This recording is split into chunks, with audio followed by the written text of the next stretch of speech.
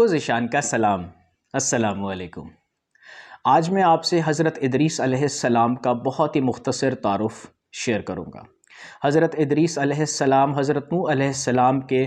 والد کے دادا ہیں اور آپ کے درمیان 1000 سال کا فاصلہ ہے، حضرت نوح علیہ السلام اور حضرت ادریس علیہ السلام کے۔ اسی طرح سے حضرت ادریس علیہ السلام کی ایجادات کی اگر ہم بات کریں تو آپ کو ستاروں کا آپ حساب لگاتے تھے، وہ بطور معجزہ آپ کو عطا کیا گیا تھا، اور اللہ کے حکم سے جو آپ کے وہ دل میں ڈالتا اللہ تعالیٰ وہ آپ بیان کرتے، جبکہ آج کے دور میں ستاروں کا حساب حرام ہے۔ اور اسی طرح سے سب سے پہلے قلم کا استعمال آپ نے رواج دیا، کپڑا پہننا آپ نے رواج دیا، اس سے پہلے جو ہے وہ چمڑے کا لباس پہنا جاتا تھا،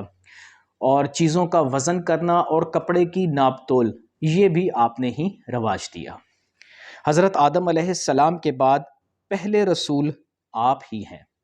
اور آپ پر 30 صحیفے نازل ہوئے، اور اس کے ساتھ ساتھ آپ نے اسلحے کی ایجاد جو ہے وہ بھی آپ کے دور میں ہی ہوئی، آپ نے ہی رواج دیا اس کو۔ حضرت ادریس علیہ السلام کا آسمانوں پر اٹھایا جانا سورہ مریم میں ہے کہ اور کتاب میں ادریس کو یاد کرو، وہ صدیق تھا، غیب کی خبریں دیتا تھا، اور ہم نے اسے بلند مقام کی طرف اٹھایا۔ اسی طرح بخاری شریف اور مسلم کی حدیث ہے کہ حضور پاک صلی اللہ علیہ وسلم نے معراج کی رات حضرت ادریس علیہ السلام کو آسمان چہارم پر دیکھا۔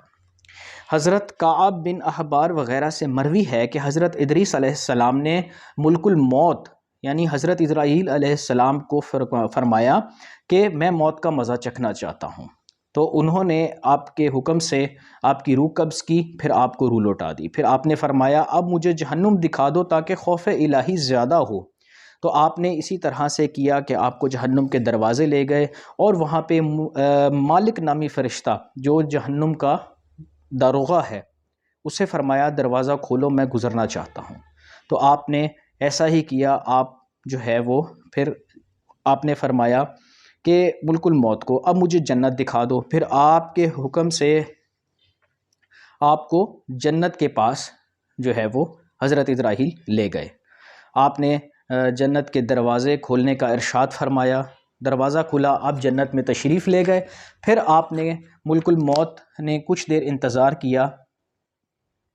اب آپ چلیں زمین میں اپنے مقام پر، پھر ملک الموت حضرت اسرائیل علیہ السلام نے کہا کہ آپ اب زمین پر واپس چلیں، تو آپ نے فرمایا کہ اللہ تعالیٰ نے فرمایا کہ ہر